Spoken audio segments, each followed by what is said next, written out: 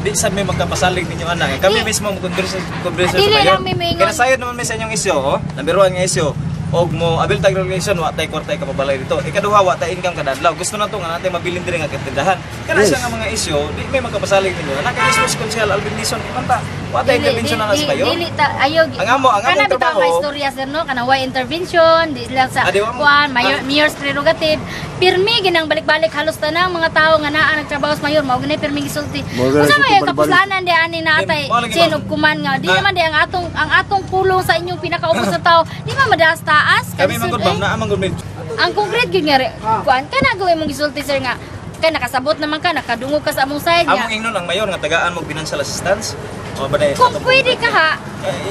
Straight to the point ba? Unsay gusto namo may tubo nga ingnon namo ang mayor nga mayor tagaan nag financial assistance kay wa na income kada adlaw sugod sa pagdibulis o pag-abot dito wala sila ikapabalay. Kana madunggan unta nang among senaryo sa mayor nga mayor ang ilang punto mo ni di ka buga sa imong side niyo di ka sa kakakita nga kani mga tawo na pobre pa pagkauman ibungkag muadtos la dito ang ilang kahoy nang butang di pa mabalay kay mauni mo na wa pay kuan niya. Ang ilang paginabuhi na-interrupt na gud mo 2 weeks. Wa na may mga halos ang amo ganing nakita. Purot na gina mo na among gikuot sa inadlaw namong pag kadua nakalitan sad me. Kalitan gid na ba na lang gyud representation gikan sa amo aparungan do nila. Okay, so naglaro na to mga mobil kita og kuwang lang kita og financial assistance para ma-realize. Mao man gina. Ako tinuod man na ako sa gobyerno pero naatas mga tao and I think mo na eksaktong buhaton sa mga tao nga naa sa gobyerno paglaban sa mga basic sectors. So I'm just fulfilling my mandate. Edison, no? I'm just fulfilling my mandate and that is to serve to follow the law and to protect the rights and welfare of my constituents. In due time, I will render another report sa City Council. Kung maprobahan ni sa konseho ang akong report, tagaan na to kopya ang mga intungdang ahensya sa atong gobyerno.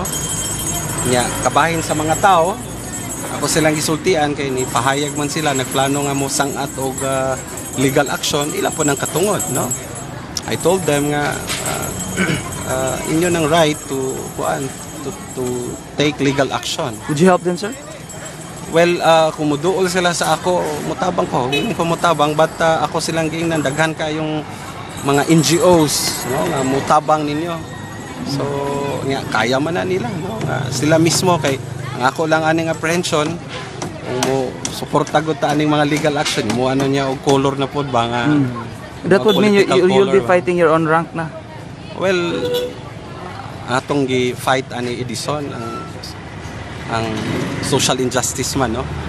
Wa man ta mo makig-away og tao ani.